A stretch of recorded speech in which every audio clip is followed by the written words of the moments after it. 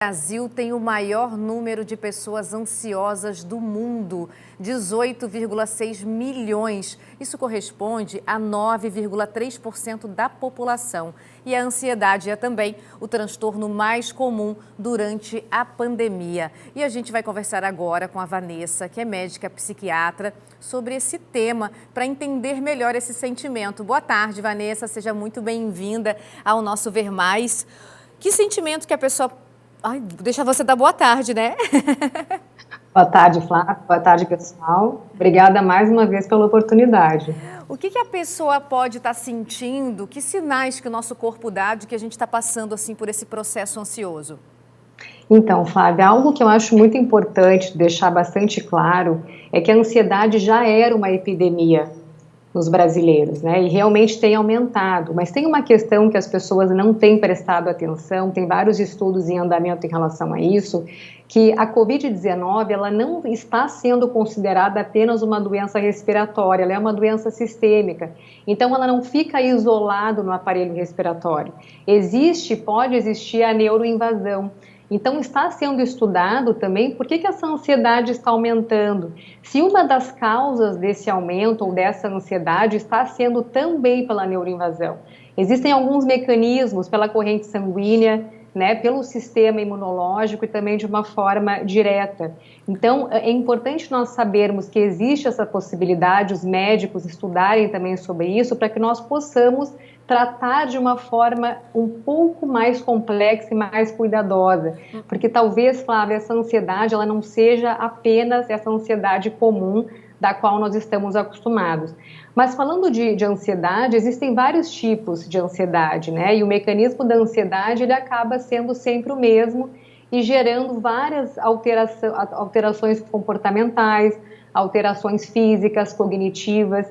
Então essa pessoa ela pode ficar mais inquieta, ela pode ter alteração física de sudorese profusa, um suor muito intenso, palpitação, a própria crise de pânico, que é uma crise de ansiedade intensa, né? Lembrando sempre que existem vários tipos e é importante que essa pessoa faça avaliação com o médico psiquiatra para que ele possa entender qual o tipo de ansiedade e o melhor tratamento a ser desenvolvido. Mas quando esses sintomas, que podem ser, então, como eu falei, comportamentais, sintomas de alteração de humor, também físicos, eles começam a prejudicar o funcionamento, essa pessoa começa a perder a concentração, tem falhas de memória, então começa a alterar o funcionamento do dia a dia, no trabalho, no aspecto social, na sua vida pessoal, então já é motivo para procurar ajuda psiquiátrica. Quando a pessoa diz que teve uma crise de ansiedade, que sintomas são esses? Assim, o que aconteceu assim, com a pessoa para ela identificar que ela está em crise? A ansiedade, Flávia, ela é salutar, ela nos protege, então ela é fisiológica. Existe um mecanismo da ansiedade que é sempre o mesmo, é o aumento do cortisol, basicamente, que é um hormônio do estresse, na corrente sanguínea que desencadeia uma série de reações fisiológicas. Então essa pessoa, ela vai ter, por exemplo, num momento como esse, de um programa de televisão, normal que muitas pessoas fiquem ansiosas, então o coração pode acelerar um pouquinho, a boca fica um pouquinho mais seca, mas é algo que é controlável. A ansiedade patológica é quando, como eu falei, quando essa pessoa ela tem sintomas tão intensos e frequentes que isso prejudica o funcionamento do dia a dia dela. Então são alterações comportamentais, alterações de humor, a irritabilidade, o próprio desânimo, essa pessoa quer ficar mais isolada, fica mais inquieta, geralmente mais agitada. Então comportamentais, de humor, alterações físicas, a pressão pode aumentar, os batimentos cardíacos podem aumentar, a palpitação, a sensação de coração estar acelerado, o suor. Então já é motivo de procurar ajuda. Esses sintomas, eles são sinais e sintomas mais intensos. Esses sintomas e sinais estão atrapalhando a vida dessa pessoa. E tem toda a questão, né, Flávia, do próprio Covid, que pode ser por uma questão de neuroinvasão, mas também por tudo que a gente vem passando por conta do isolamento físico e distanciamento físico, lembrando que não deve ser um distanciamento social, né? O nosso cérebro, ele é sociável. E para a nossa saúde mental estar bem, nós precisamos interagir. Mas o distanciamento físico, ele teve muitas repercussões.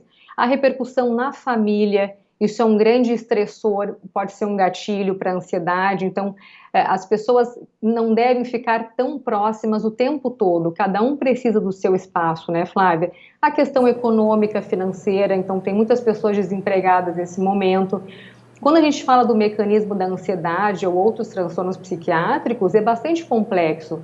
Então, existem questões genéticas, a vulnerabilidade genética de cada um, a resiliência, que é a capacidade de essa pessoa passar pelas adversidades e voltar ao seu estado normal.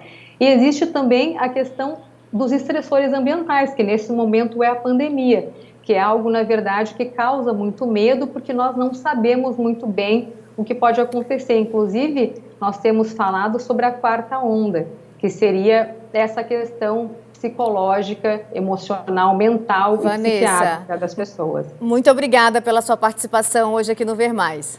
Obrigada, Flávia. Obrigada, até a próxima.